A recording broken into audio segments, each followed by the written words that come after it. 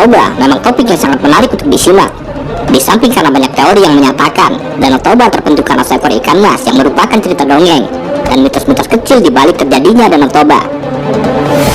Para ilmuwan menyatakan bahwa Danau Toba terjadi akibat ledakan dahsyat yang terjadi 73.000 tahun yang lalu. Danau Toba memang menyimpan banyak mistis yang bisa kita lihat dalam berbagai acara ritual yang dipersembahkan di Danau Toba. Ritual ini masih sangat melekat dalam kehidupan orang Batak. Ritual itu sering dilakukan dalam acara-acara keluarga, pesta adat, pesta Danau Toba, dan bahkan untuk menemukan atau meminta sesuatu hal.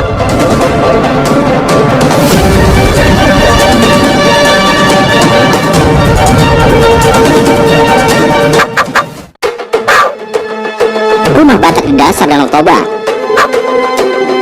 Penemuan ini memang belum mendapat fakta apa-apa. Dan bagaimana kebenarannya?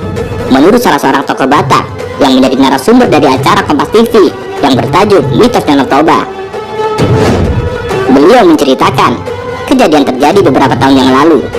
Kala itu seseorang yang tenggelam di Danau Toba tidak bisa ditemukan hingga beberapa hari. Kemudian para tokoh Batak membuat sebuah palean atau sesajen untuk memohon petunjuk. Kemudian benar saja ada petunjuk.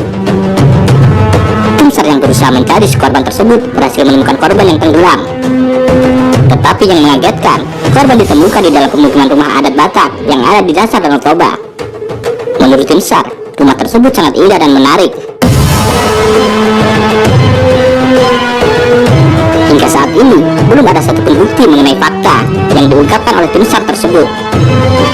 Tetapi, jika kita mengarah ke kejadian meletusnya Gunung Toba dan melihat kembali sekitaran Danau Toba, terutama Samosir, hal ini memang cukup kuat untuk dijadikan sebagai bukti. Berbagai kejadian mistis di Danau Toba juga sering terjadi, terutama di Pulau Sigalahi, yang konon katanya merupakan salah satu pulau yang sangat angker. Berbagai kejadian aneh sering terjadi di sana, dan kejadian-kejadian lain yang terlihat mistis di Danau Toba seperti kapal tenggelam dan banyak lagi.